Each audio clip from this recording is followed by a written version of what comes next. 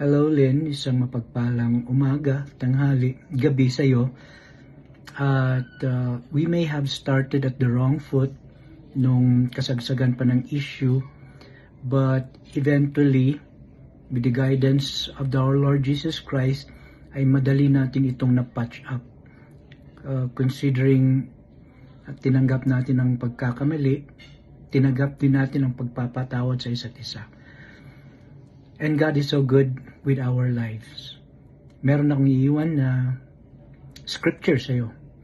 From James 1 verse 12, Blessed is the one who perseveres under trial, because having stood the test, that person will receive the crown of life that the Lord has promised to those who love Him.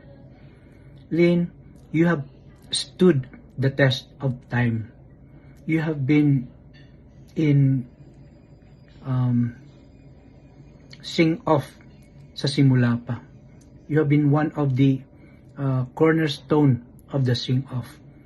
Marami na kayong pagsubok, maraming dumaan sa inyong mga buhay.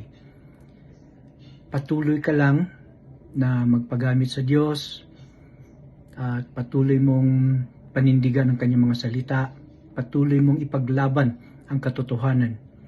At you will receive the crown of life that the Lord has promised to those who love Him. Once again, happy birthday. God bless you. Happy birthday to you. Happy birthday to you. Happy birthday, happy birthday.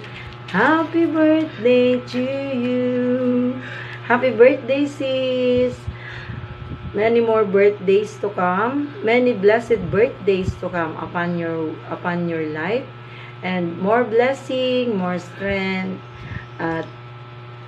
Stay strong, stay pretty, and let the will of God upon your life. May your dreams guide and grant by God.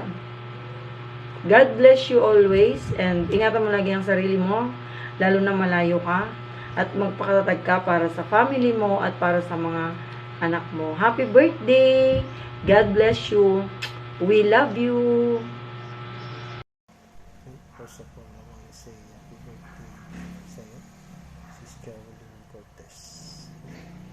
More birthday to come, so always huwag tayong sumunod sa anumang nagagawa ng Lord sa buhay natin. Huwag natin kakalimutan na manalangin, manalig, at magtiwala.